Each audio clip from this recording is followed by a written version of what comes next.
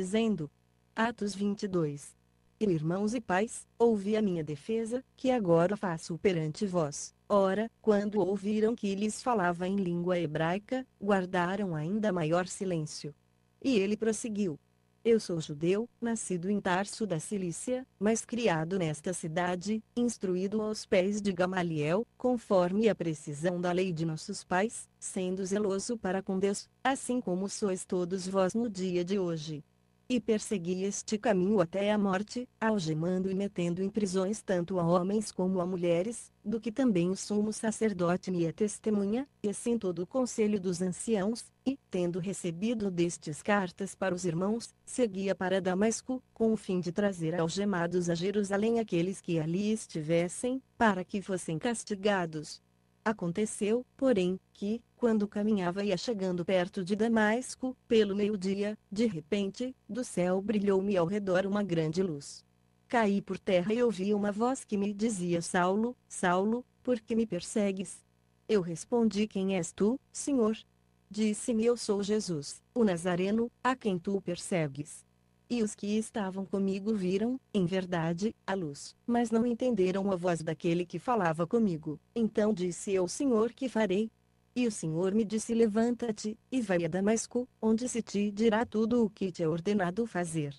Como eu nada visse por causa do esplendor daquela luz, guiado pela mão dos que estavam comigo, cheguei a Damasco. Um certo Ananias, varão piedoso conforme a lei, que tinha bom testemunho de todos os judeus que ali moravam, vindo ter comigo, de pé ao meu lado, disse-me: Saulo, irmão, recobra a vista. Naquela mesma hora, recobrando a vista, eu o vi. Disse ele: O Deus de nossos pais de antemão te designou para conhecer a sua vontade, ver o justo, e ouvir a voz da sua boca. Porque hás de ser sua testemunha para com todos os homens do que tens visto e ouvido. Agora por que te demoras? Levanta-te, batiza-te e lava os teus pecados, invocando o seu nome. Aconteceu que, tendo eu voltado para Jerusalém, enquanto orava no templo, achei-me em êxtase, e vi aquele que me dizia: Apressa-te, sai logo de Jerusalém, porque não receberão o teu testemunho acerca de mim.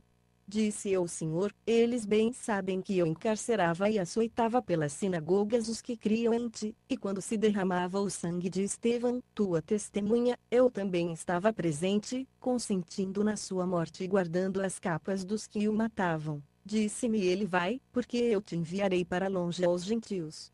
Ora, escutavam-no até esta palavra, mas então levantaram a voz, dizendo: Tira do mundo tal homem, porque não convém que viva. Gritando eles e arrojando de si as capas e lançando pó para o ar, o comandante mandou que levassem Paulo para dentro da fortaleza, ordenando que fosse interrogado debaixo de açoites, para saber por que causa se inclamavam contra ele. Quando o haviam atado com as correias, disse Paulo ao centurião que ali estava: É-vos lícito açoitar um cidadão romano, sem ser ele condenado? Ouvindo isto, foi o centurião ter com o comandante e o avisou, dizendo: Vê o que estás para fazer, pois este homem é romano. Vindo o comandante, perguntou-lhe: Dize-me, és tu romano? Respondeu ele: Sou. Tornou o comandante: Eu por grande soma de dinheiro adquiri este direito de cidadão. Paulo disse: Mas eu o sou de nascimento. Imediatamente, pois se apartaram dele aqueles que o iam interrogar, e até o comandante, tendo sabido que Paulo era romano, atemorizou-se porque o havia ligado. No dia seguinte, querendo saber ao certo a causa por que ele era acusado pelos judeus, soltou-o das prisões, e mandou que se reunissem os principais sacerdotes e todo o sinédrio, e, trazendo Paulo, apresentou-o diante deles. Atos 23. Fitando Paulo os olhos no sinédrio, disse: Varões irmãos, até o dia de hoje tenho andado diante de Deus com toda a boa consciência. Mas o sumo sacerdote, Ananias, mandou aos que estavam junto dele que o ferissem na boca. Então Paulo lhe disse: Deus te ferirá-te, parede branqueada, tu estás aí sentado para julgar-me segundo a lei, e contra a lei mandas que eu seja ferido? Os que estavam ali disseram: Injurias o sumo sacerdote de Deus? Disse Paulo: Não sabia, irmãos, que era sumo sacerdote, porque está escrito: Não dirás mal do príncipe do teu povo. Sabendo Paulo que uma parte era de saduceus e outra de fariseus, clamou no sinédrio: varões irmãos, eu sou fariseu, filho de fariseus, é por causa da esperança da ressurreição dos mortos que estou sendo julgado. Ora, dizendo ele isto, surgiu dissensão entre os fariseus e saduceus, e a multidão se dividiu. Porque os saduceus dizem que não há ressurreição, nem anjo, nem espírito, mas os fariseus reconhecem uma e outra coisa. Daí procedeu grande clamor, e levantando-se alguns da parte dos fariseus, altercavam, dizendo: não achamos nenhum mal neste homem, e, quem sabe se lhe falou algum espírito ou anjo. E avolumando-se a dissensão, o comandante, temendo que Paulo fosse por eles despedaçado, mandou que os soldados descessem e o tirassem do meio deles e o levassem para a fortaleza. Na noite seguinte, apresentou-se-lhe o Senhor e disse: tem bom ânimo, porque, como deste testemunho de mim em Jerusalém, assim importa que o des também em Roma. Quando já era dia, coligaram-se os judeus e juraram sob pena de maldição que não comeriam nem beberiam enquanto não matassem a Paulo.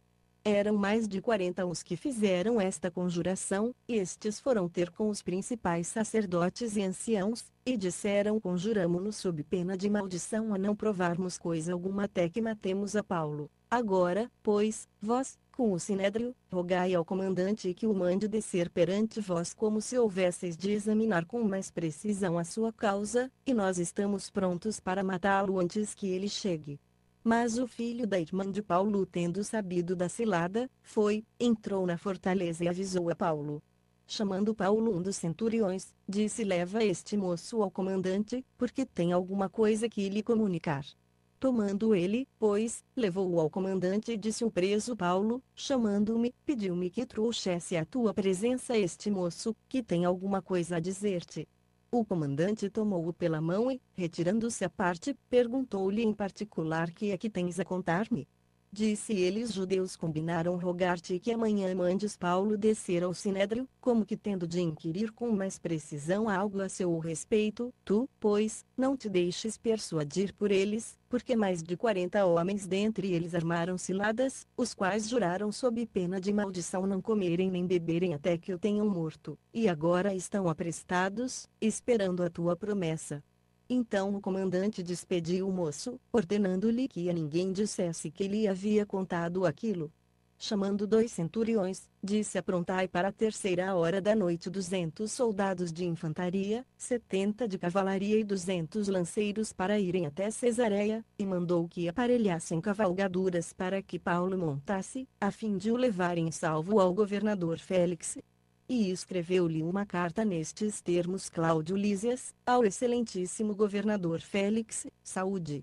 Este homem foi preso pelos judeus, e estava a ponto de ser morto por eles quando eu sobrevim com a tropa e o livrei ao saber que era romano. Querendo saber a causa por que o acusavam, levei-o ao sinédrio deles, e achei que era acusado de questões da lei deles, mas que nenhum crime havia nele digno de morte ou prisão. E quando fui informado que haveria uma cilada contra o homem, logo te enviei, intimando também aos acusadores que perante ti se manifestem contra ele. Passa bem. Os soldados, pois, conforme lhes fora mandado, tomando a Paulo, o levaram de noite ante Pátride. Mas no dia seguinte, deixando aos de cavalaria irem com ele, voltaram à fortaleza, os quais, logo que chegaram a Cesareia e entregaram a carta ao governador, apresentaram-lhe também Paulo.